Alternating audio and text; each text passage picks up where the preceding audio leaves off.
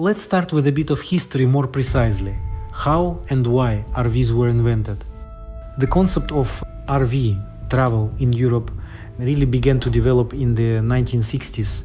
Back then, motorhomes and trailers were built primarily for vacation trips to the sea, to the mountains, and strictly for holiday purposes. These campers were designed to be parked in campgrounds where electricity and water were available.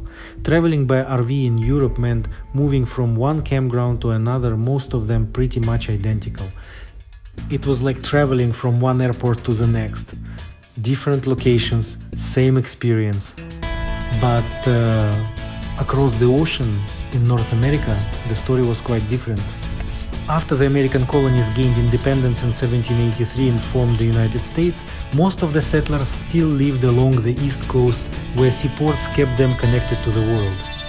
But by the 18th century, more and more pioneers started looking west, deep into the uncharted, dangerous but promising interior lands occupied by native tribes.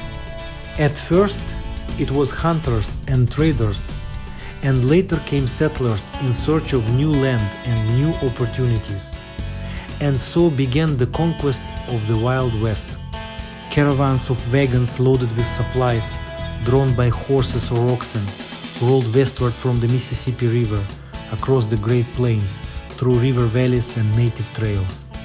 One by one, small villages were founded, which would eventually become the towns and cities we know today. The settlers had to overcome extreme heat, brutal cold, torrential rain, and impassable roads. But they pushed forward because those lands were free for the taking. Eventually, Americans reached the Pacific Ocean and built coastal cities like San Francisco cities that define modern America. And this is where the American RV has its roots. It began not as a luxury or vacation toy, but as a means of survival. The more water you could carry, the sturdier your wagon, the farther you could travel.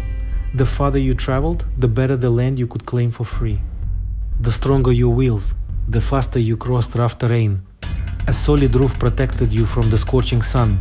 Thick walls kept you warm during freezing winters. So, you see, Americans started building mobile homes not for summer fun, but because their lives depended on it. That's why American RVs are considered the best in the world today. They offer the highest level of autonomy, comfort and protection from the elements. And that's exactly why we recommend them.